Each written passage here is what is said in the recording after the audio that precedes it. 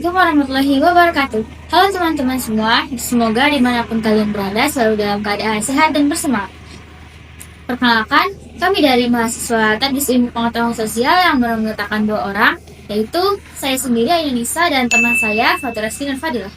Yang pada kesempatan kali ini akan membahas mengenai materi IPS kelas 8 dengan mengambil tema nasionalisme dan jati diri bangsa. Bagian subtemanya yaitu penjelajah samudra, kolonialisme dan imperialisme di Indonesia. Mungkin capaian pembelajaran kali ini yaitu selama mengikuti kegiatan belajar pada hari ini, siswa itu diharapkan mampu pertama mendeskripsikan hubungan letak geografis Indonesia dengan penjelajah samudra. Yang kedua, menjelaskan faktor-faktor pendorong kedatangan bangsa Barat ke Indonesia. Yang ketiga, menganalisis dampak kolonialisme dan imperialisme bagi bangsa Indonesia. Baik, langsung saja kita masuk ke materi. Indonesia terletak di antara 2 benua dan 2 samudra, yaitu Asia Australia dan samudra Hindia Pasifik. Sedangkan berdasarkan letak geografisnya, Indonesia termasuk ke dalam wilayah tropis. Perlu diketahui bahwa negara Indonesia merupakan negara kepulauan terbesar yang memiliki berbagai kekayaan dan keanekaragaman. Wilayah Indonesia sendiri sangat luas, kekayaannya melimpah dan kaya akan berbagai budaya. Indonesia merupakan salah satu bangsa dengan ciri khas kepulauan. Berbagai potensi sumber daya alam banyak tersedia di Indonesia. Salah satunya adalah kekayaan rempah-rempahnya. Lalu, apa saja sih faktor yang menjadi alasan bangsa Barat itu berlayar jauh sampai ke Nusantara? Terdapat beberapa faktor yang mendorong bangsa Barat melakukan penjelajahan samudra. Pada masa itu, bangsa-bangsa Eropa sedang berlomba-lomba mencari wilayah-wilayah baru untuk memperluas kekuasaan wilayah bangsa mereka. Mereka berlayar menembus lautan luas dengan kapal-kapal besar. Salah satu komoditas yang paling dicari adalah rempah-rempah. Rempah-rempah bagi bangsa-bangsa Eropa sangat berharga karena biasa digunakan untuk mengawetkan makanan, bumbu masakan, hingga obat-obatan. Negara-negara yang beriklim tropis biasanya kaya akan rempah-rempah, salah satunya adalah Indonesia.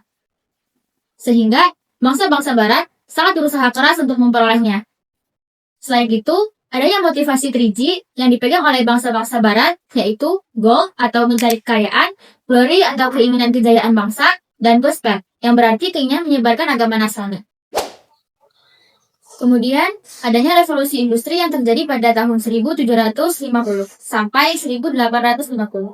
Revolusi industri adalah pergantian atau perubahan secara menyeluruh dalam proses produksi barang yang dari sebelumnya menggunakan tenaga manusia dan hewan, diubah menjadi tenaga mesin. Kebutuhan bahan baku dan pasar baru itulah yang mendorong bangsa Barat berlayar ke timur. Selanjutnya, kondisi geografis Indonesia. Seperti yang kita ketahui, Indonesia sejak dahulu telah menjadi pusat perhatian bangsa-bangsa asing. Hal ini tentu bukan tanpa alasan, melainkan karena letak dan kondisi alam Indonesia yang sangat menguntungkan. Beberapa faktor penting yang menjadikan Indonesia begitu strategis antara lain, Indonesia memiliki posisi yang sangat strategis. Terletak di antara benua Asia dan Australia, serta Samudra Hindia dan Pasifik, sehingga menjadikannya pusat dalam jalur perdagangan dunia, khususnya perdagangan rempah-rempah.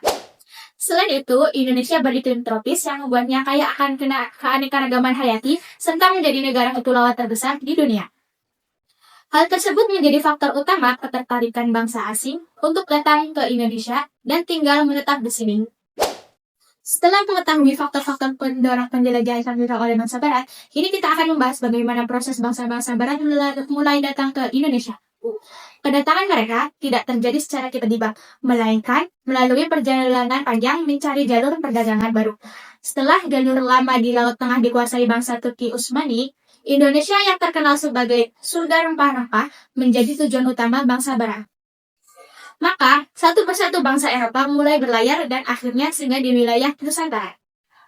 Saat itu, Portugis berhasil merebut Malaka, yakni pada tahun 1511. Kemudian, mereka berhasil sampai di Maluku pada tahun 1512. Bangsa Spanyol sampai di Tidore pada tahun 1521. Sedangkan, Belanda yang dipimpin oleh Kapten Cornelis de Houtman tiba di Banten pada tahun 1596. Kemudian, ia berhasil mendirikan organisasi VOC pada tahun 1602 di Indonesia. Selain itu, bangsa Inggris juga sempat berkuasa di beberapa wilayah Nusantara atau Indonesia. Setelah bangsa-bangsa barat berhasil mencapai Indonesia melalui jalur laut, kehadiran mereka tentu membawa berbagai perubahan bagi masyarakat Nusantara. Perubahan tersebut tentu ada yang memberikan manfaat bagi bangsa Indonesia, namun tidak sedikit pula yang justru menimbulkan penderitaan bagi rakyat Indonesia. Secara garis besar, dampaknya dapat dibagi menjadi dua, yaitu dampak positif dan negatif.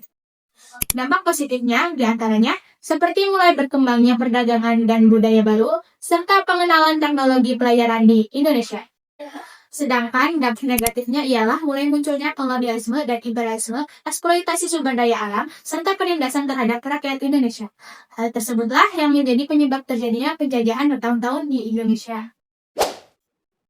Demikianlah materi pembahasan kita pada pertemuan kali ini. Sebagai penutup dari pembahasan ini, mari kita simpulkan beberapa hal penting yang telah kita pelajari bersama.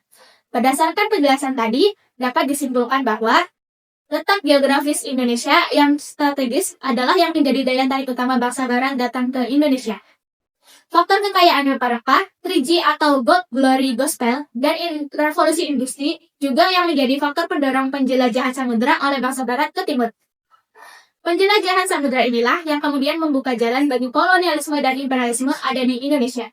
Oleh karena itu, sejarah ini menjadi pelajaran penting bagi kita untuk lebih mencintai dan menjaga kedaulatan bangsa.